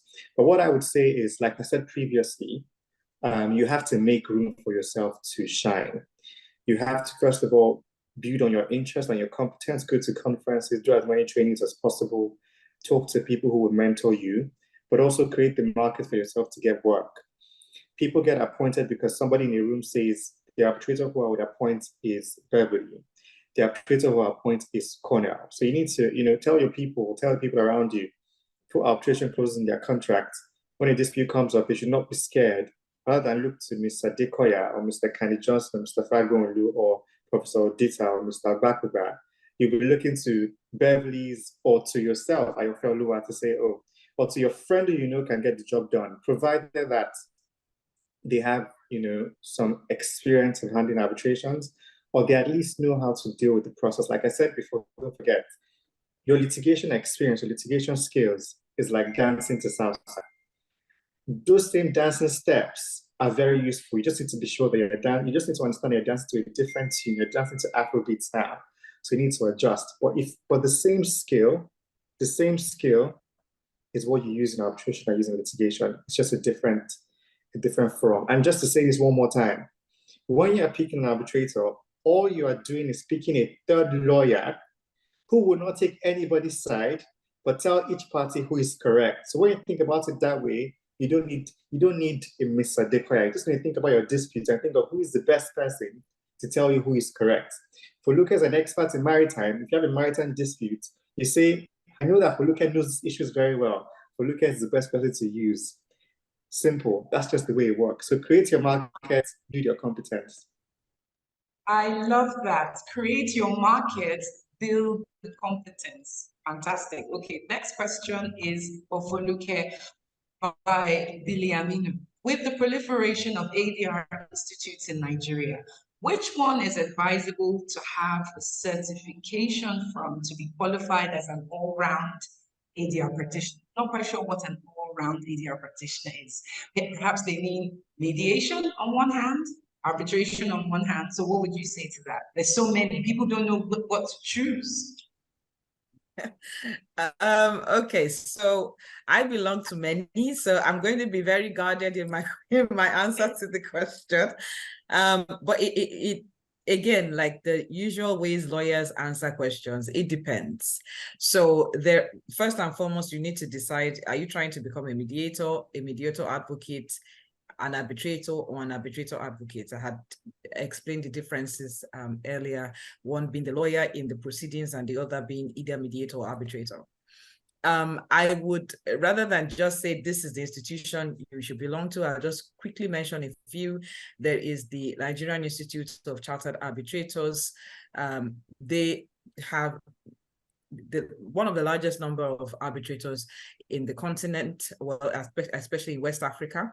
Then you have the Chartered Institute of Arbitrators, UK Nigerian branch. They are the branch of the Chartered Institute in the UK. And so there's a lot of exposure as far as international arbitration trainings are concerned. But both bodies train arbitrators on both domestic and international arbitration, and both bodies also train on mediations as well. Then there's the Lagos Multi-Door Courthouse, and that trains primarily mediators for mediations that are referred from the High Court of Lagos State. And the High Court of Lagos State's law and rules makes it mandatory for all matters to first go through the ADR fast track, for them to be sure whether or not that dispute is amenable to ADR, and go to ADR, so that thereby reducing the docket of judges, which on an average in Lagos is getting to almost 1,000 cases per judge. Other arbitral institutions is the Institute of Construction Arbitrators. I would strongly advise you take a training there if you want to do construction arbitration. Then there's the Maritime Arbitrators Association of Nigeria. If you want to, specialize in the maritime arbitration, that is also an area to look at. Also, there's a Nigerian Maritime Lawyers Association. It's not an arbitration institute, but it, at least for those who are lawyers, helps to give like a foundational associational connection. So what is important is the right trainings to take, and sometimes you need to be in the right associations to know the right trainings to take. I think I'll just leave it there. I think my 5 seconds are up. Okay, Goodness Ademolu said, good afternoon. Thank you very much for this program. As a law student interested in mediation, how can one further develop that interest? Like, what necessary certification or training can one take?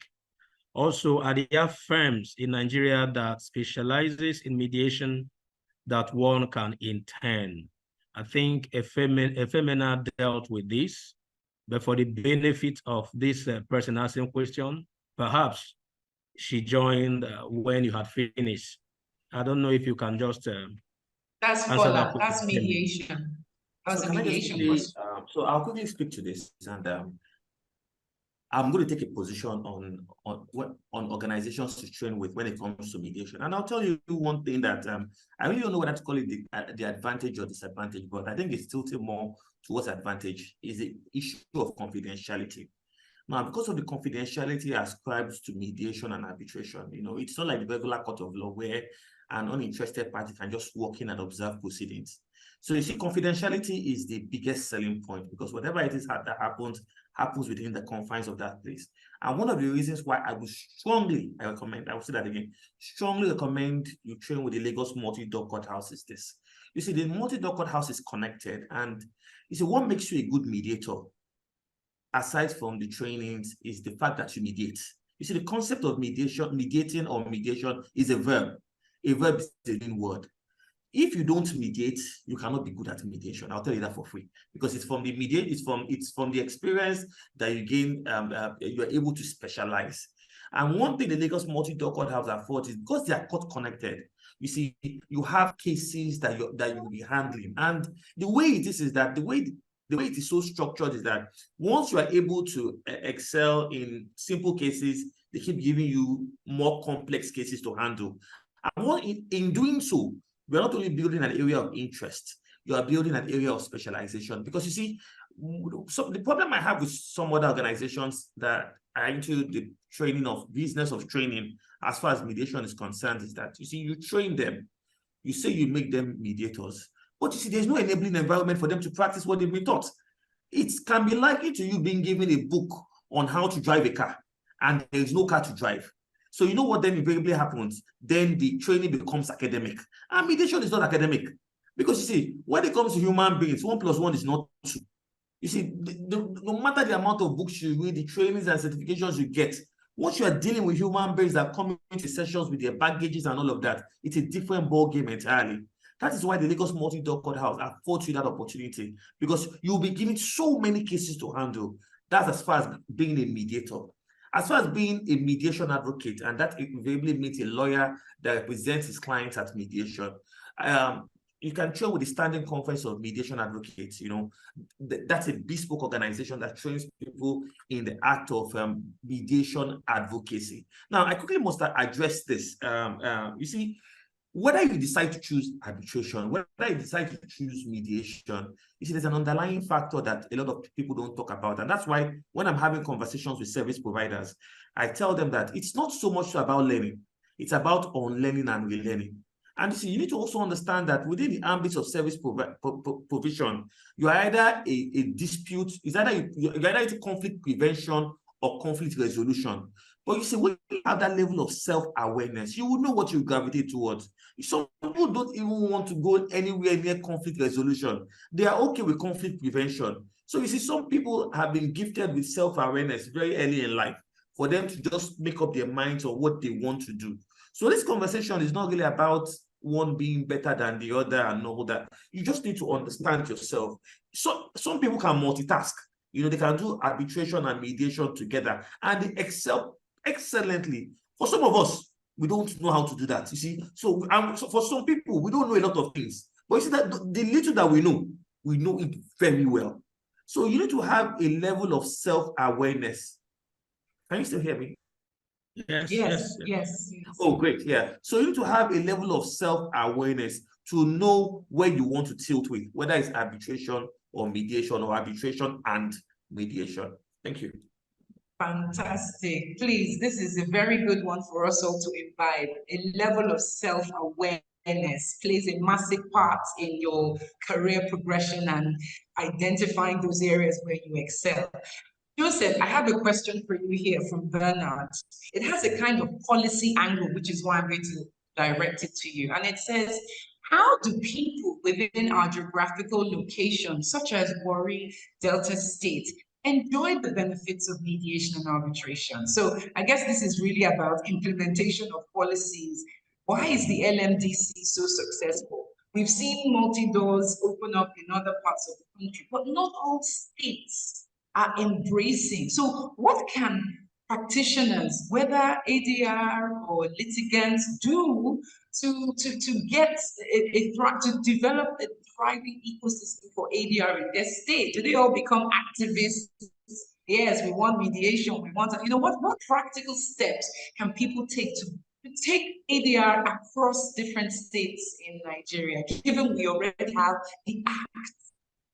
Thank you. Oh, thank you very much for that question. And one of my colleagues, she heads the River State multi-local courthouse. I saw her earlier. I don't know whether she's still here. I was having this conversation with her and how to adopt the national arbitration policy, not just across states, but across specialized areas like sports, my time, and bring it closer to the people that are users of this forum. And one way to do that is, first of all, to know that both arbitrators and mediators are available and accessible. And they are not as expensive as most people think they are. And then in your commercial contracts, because basically for arbitration, it is mostly for commercial related transactions, while for mediation, it is mostly for business and small claims as well as family related. Always make this provision available in your contracts, in your commercial transactions. Insert arbitration or mediation clauses into your contracts. And instead of having this mentality of running to courts for everything, ask people that know about this process, how this process works, and how you can make use of them. Is very, very vital. And for those states that have multi-door courthouses, for most of them, I'm aware that mediation or the form of arbitration is always an option. Not just an option, but a mandatory option, such that if you have a matter, they'll always refer you first to those places to know that your matter can be resolved instead of coming to clog the already congested courts. So this alternative dispute resolution is available and accessible. And that is one thing that the National Arbitration Policy seeks to achieve. All you have to do, look for people who know it, ask questions, and then you make use of them. That's how it works. Okay, this question is the last one, unfortunately, Colonel. Okay, the last one. Yeah. Okay. He said, good afternoon. I have suddenly found myself needing to mediate on disputes as a community, family, and faith leader. I therefore feel the need to get some training to assist me in my role. I have also taken a course online on negotiation and another on conflict resolution. I will be grateful if Mr. Alade can mentor me in my multiple roles. I am a 65-year-old pensioner. I don't mind making money from my functions. That's Mr. Fola. A follow-up from Funke Aleshinloye. I am interested in a new career in mediation. How do I go about getting an internship to acquire experience? Mr. Fola, the questions are for you. Because of time constraints, what I'm going to do is to drop my my handle. So I actually have a mentorship academy, the first of its kind in Africa, where we have over 150 mentees. And essentially what we do on that mentorship platform on Telegram is to disseminate information on the business and practice of mediation. We also have a premium mentorship academy that comes at a cost too. That's if you want a bespoke mediation mentorship. So for the sake of time, I'll just drop everything online. You can just follow me on my LinkedIn and send me a DM. I usually respond to DMs. So I think that will be all for now. Honestly, this has been such an amazing, I feel like this was a mini conference because this was more than a webinar. This was more than a webinar. I can't say thank you enough to my co-moderator. You were awesome. Thank you to the panelists. Ebon, thank you so much for the opening. You were all so wonderful. You all carried your areas with equal capacity and explosion. No area was left in the dark, whether arbitration, mediation, ArtMed, expert witness. I hope everyone here is left inspired. I hope everyone here will think more about pursuing multiple career opportunities in ADR. And if you want to get in touch with the speakers, please follow them. They've dropped their handles. So just a big thank you. This recording will be made available on our website, OAL, www.oal.org. Follow us on all social media platforms, of course. But thank you so much. This was absolutely awesome. Joseph, Efemina, Fola, Joyce, Foluke, Cornelius, Ebon, I want to say, Fola, I mentioned you already. Obrigado, everybody. So grateful. Thank you so, so much. Thank Really you for the appreciate it. opportunity. Thank you, everybody. Bye-bye, everybody. Bye. I Yeah. Thank you, appreciate it. everyone. Bye. Thank Bye. you. Appreciate it. Bye, Thank you and bye. Thank you. Yeah.